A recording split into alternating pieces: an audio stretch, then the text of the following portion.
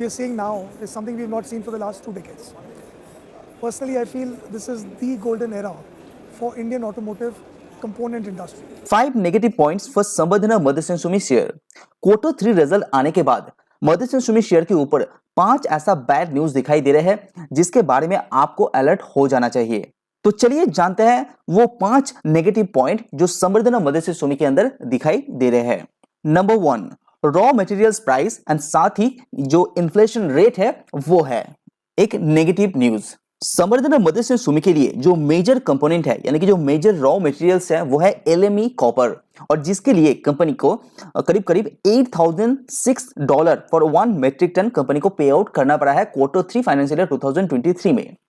एक क्वार्टर पीछे देखेंगे तो ये अमाउंट उतना ज्यादा नहीं था, लेकिन उससे पहले ये और भी ज्यादा था। हालांकि ये हालत सुधर गया है, लेकिन क्वार्टर टू क्वार्टर अभी भी कंसर्न जता रहा है क्योंकि क्वार्टर टू क्वार्टर प्राइस के अंदर यहाँ पे इजाफा हुआ है। तो कॉपर बहुत ज्यादा मदरसन सुमी यहाँ पे यूज करते हैं, तो इसका प्राइस हाई होने के कारण कंपनी का मार्जिन के ऊपर इफेक्ट डालता है, जिसके कारण कंपनी का नेट प्रॉफिट में एक डेंट क्रिएट करता है। अगर पर केजी के हिसाब से भी देखते हैं तो यहाँ पे 672 रुपीज था Q2 फाइनेंशियल 23 में, वो बढ़ के 716 में आ गया है। तो वंस अगेन ये राइज देखने को मिल रहा है कॉपर प्राइस के अंदर, जो थोड़ा सा कंसर्न जता रहा है मदरसन सुमी के अंदर। इसी के साथ जुड़ा हुआ जो और एक पॉइंट है वो है इन्फ्लेशन। हालांकि इन्फ्लेशन थोड़ा सा कंट्रोल में आ चुका है, लेकिन आप दावे के साथ नहीं कह सकते हैं कि इन्फ्लेशन इसके बाद भी नहीं बढ़ेगा, कि अभी भी यूरोपियन यूनियन के अंदर जो इन्फ्लेशन रेट है वो 10 के आसपास देखने को मिल रहा है, जो ऑल टाइम हाई पे है। और ग्लोबल सिनेरियो ऐसा है कि अभी भी कंसर्न जता रहा है कि इन्फ्लेशन सता सकता है आगे आने वाले 1 या 3 साल के लिए। कुछ कुछ जगह पे 1 साल में ये सुधर जाएगा, लेकिन कुछ कुछ जगह ऐसा भी है जहां पे 3 से 4 साल भी लग सकता है, जहां पे संवर्धना मदरसन सुमी का जो बिजनेस है वो फैला हुआ है। तो इन्फ्लेशन इतना हाई रहेगा तो कंपनी को रॉ मटेरियल्स अच्छा खासा पैसा में खरीदना पड़ेगा, जिसका इफेक्ट कंपनी का मार्जिन में भी पड़ सकता है। तो जैसे कि आप देख पा रहे हैं कि अभी भी यूएसए के अंदर ये 7.1 में है, और इंडिया का इन्फ्लेशन की बात करें वो अभी 6.1 में देखने को मिलेगा। उसके बाद जो सेकंड बैड न्यूज है वो है कंपनी के ऊपर कर्जा। हालांकि कंपनी का नेट कर्जा यहाँ पे 100 करोड़ से कम हो चुका है, क्योंकि कंपनी के पास जो बैंक में कैश मौजूद है वो यहाँ पे 400 करोड़ से इंक्रीज हुआ है। लेकिन अगर आप ग्रॉस कर्जा देखेंगे यानी कि ओवरऑली जो कर्जा है कंपनी के ऊपर वो फिर से यहाँ पे इंक्रीज हुआ है। तो जैसे कि आप देख पा रहे हैं कि सितंबर में कंपनी के ऊपर 12,671 करोड़ का कर्जा था, वो बढ़ के 12,968 करोड़ में आ चुका है। तो ग्रॉस जो कर्जा है वो कंपनी का अभी भी इंक्रीज हुआ है। तो ग्रॉस कर्जा इंक्रीज होना एक पॉजिटिव सेंटीमेंट नहीं है कोई भी एक कंपनी के लिए। अगर आप नेट कर्जा देखेंगे, हमेशा ग्रॉस कर्जे से कंपनी के पास जितना कैश मौजूद है उसको निकालने के बाद नेट कर्जा हो जाता है। तो अभी के हिसाब से संवर्धना मदरसन सुमी के ऊपर 8,442 करोड़ का नेट कर्जा है। अगर ग्रॉस रेट बढ़ जाता है तो कंपनी को इंटरेस्ट यहाँ पे ज्यादा पे करना पड़ता है, जिसका इफेक्ट नेट प्रॉफिट यानी कि EPS में देखने को मिलता है, जिसके कारण शेयर प्राइस के ऊपर भी इफेक्ट आता है।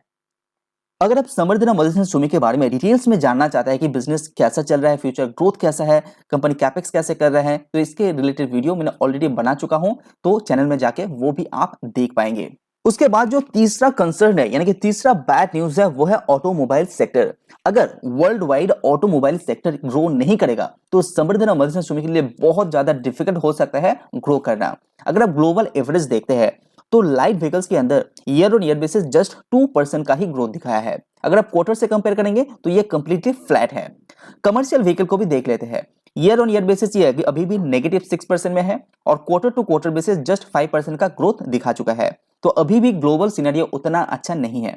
अगर कुछ पर्टिकुलर जगह पे देख लीजिए, यूरोप के अंदर ग्रोथ यहाँ पे अच्छा हुआ है, लेकिन नॉर्थ अमेरिका, इंडिया का अभी भी मार्केट उतना बढ़िया नहीं कर रहा है। चाइना हमेशा यहाँ पे थोड़ा सा फ्लैट रहा है। तो इंडिया एंड नॉर्थ अमेरिका के अंदर यहाँ पे डी ग्रोथ देखने को मिल रहा है ऑटोमोबाइल सेक्टर के अंदर। इसीलिए मदरसन सुमी के लिए थोड़ा सा दिक्कत हो सकता है आगे आने वाले क्वार्टर, इसको भी आपको अवॉइड नहीं करना चाहिए।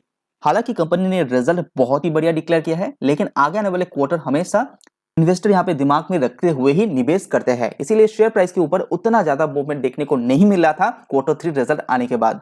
उसके बाद चौथा जो एक कारण है जो लगता है थोड़ा सा नेगेटिव पॉइंट है वो है कंपनी का मार्जिन। तो कंपनी का जो मेजर है यानी कि जो कोर बिजनेस है वो है मॉड्यूल्स एंड पॉलीमर प्रोडक्ट, जहां से कंपनी करीब करीब आधा हिस्सा रेवेन्यू कमाता है, 50% से भी ज्यादा रेवेन्यू उस पर्टिकुलर सेगमेंट से कमाता है। और वहां पे जो मार्जिन है वो 6.6% का देखने को मिल रहा है, जो ईयर ऑन ईयर बेसिस उतना ज्यादा ग्रो नहीं कर पाया है। हालांकि क्वार्टर टू क्वार्टर बेसिस 0.4% से ये ग्रो किया है, लेकिन ईयर ऑन ईयर बेसिस उतना ज्यादा ग्रोथ नहीं है। तो ये एक पॉइंट है जहां पे कंपनी को थोड़ा सा नजर देना चाहिए। हालांकि मार्केट के अंदर कंपटीशन ज्यादा है तो वो भी एक कंसर्न है। अगर आप ओवरऑल मार्जिन देखेंगे तो कंपनी का जो इमर्जिंग बिजनेस है यानी कि नया बिजनेस है, वहां पे कंपनी अच्छा खासा एक मार्जिन चार्ज करता है जो 11.4% का है। लास्ट ये था 3% के आसपास, जो यहाँ पे करीब करीब 4% का ग्रोथ दिखाया है, 4 टाइम्स ग्रोथ दिखाया है। अगर कंपनी का कोर बिजनेस का मार्जिन थोड़ा सा इंप्रूव हो जाता है तो ये जो नेट प्रॉफिट है यानी कि हालांकि ओवरऑल जो मार्जिन है वो यहाँ पे बहुत ही अच्छी तरह से ग्रो हो सकता है, ऐसा मेरा मानना है। तो इसीलिए मार्जिन के ऊपर भी आपको नजर रखना चाहिए, specially modules and polymer product. उसके बाद जो पांचवा नेगेटिव पॉइंट है वो है करेंसी का रेट। शायद कोई ये पर्टिकुलर पॉइंट को ऊपर एनालाइज किया है, तो अगर इसको आप डिटेल्स में देखते हैं तो आपको पता चलेगा कि किस तरह से कंपनी का रेवेन्यू यहाँ पे ग्रोथ की तरफ दिखा चुका है। हालांकि ये करेंसी का एक इफेक्ट जो कंपनी का सेल है यानी कि टोटली रेवेन्यू है उसके ऊपर इफेक्ट डाला है। तो जैसे कि आप देख पा रहे हैं क्वार्टर 2 में एक यूरो का जो अमाउंट था आईएनआर के हिसाब से वो 80.32 में था, और क्वार्टर 3 में ये बढ़ के 84 में आ चुका है। यहाँ पे ग्रोथ हुआ है। यूएस डॉलर देखेंगे तो ये 79.81 में था, वो 82 में आ चुका है। और तो ये दोनों जो कंपनी ने यहाँ पे करेंसी का रेट यहाँ पे बढ़ा है, उसके कारण कंपनी का जो आईएनआर का रेवेन्यू है ये यहाँ पे ग्रो हो चुका है। तो अगर रिजल्ट को असलियत में कंपेयर करना है तो आपका कंपैरिजन सबसे अच्छा रहेगा यूरो के हिसाब से यूरो का एंड यूएस डॉलर का यूएस डॉलर से। अगर इसको आईएनआर से कंपेयर करते हैं तो थोड़ा सा यहाँ पे मिसलीडिंग हो जाता है, क्योंकि करेंसी रेशियो यहाँ पे थोड़ा सा डिफरेंशिएट क्रिएट कर रहा है।